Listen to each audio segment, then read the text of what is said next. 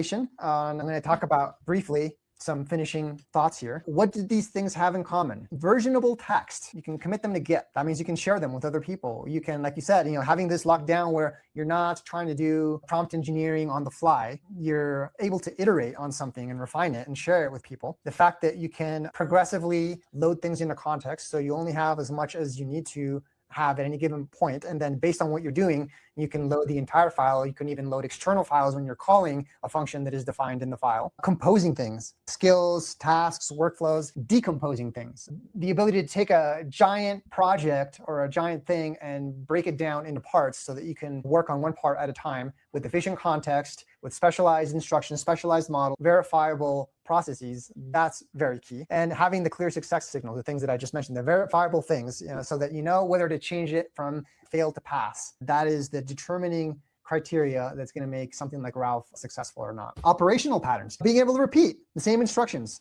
So if I find a workflow that works for product research, with the right prompt, with the right flow, then I'll be able to, do product research between different things for family, different things for my computer, different things for nutrition or whatever, being able to have repeatability, auditability, humans, even non-technical humans, having somebody be able to go through a PROSE program and figure out, a writer could look at this and edit it and refine it. And they don't need to know LangChain. They don't need to know Python. They just need to read this text file and they can understand it and they can improve upon it. So that is very powerful. Separation of concern, being able to understand, this is interesting because that's one of the principles in my spec-driven development, is being able to have things in their different place, taking care of their thing without having one thing trying to take care of many things. And then portability. You saw here, I used Factory, I used Open Code. I didn't get a chance to load. I was gonna try, and I'm gonna try this next, is OpenHands has a headless mode. So that's how we'd be able to invoke in the same way that we saw with AMP and with Open Code and with Droid inside of a Ralph loop. And so then you can take something like Ralph, you can take, these skills are supported by all those different agent harnesses. So that portability is really key, that somebody can come up with an innovative thing like Ralph and it works on all these agent harnesses. Agents.md is supported by these harnesses.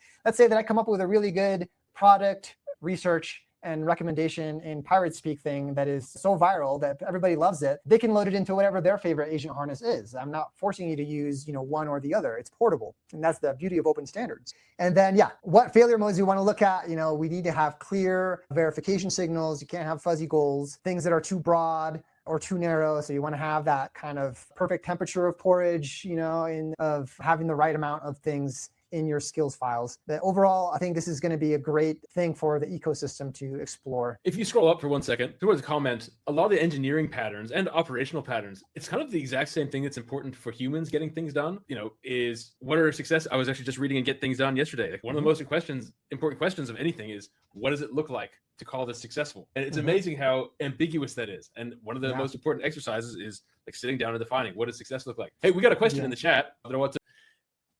Did you like that clip? Well, check out the full episode. Leonardo and I put Open PROSE through its paces.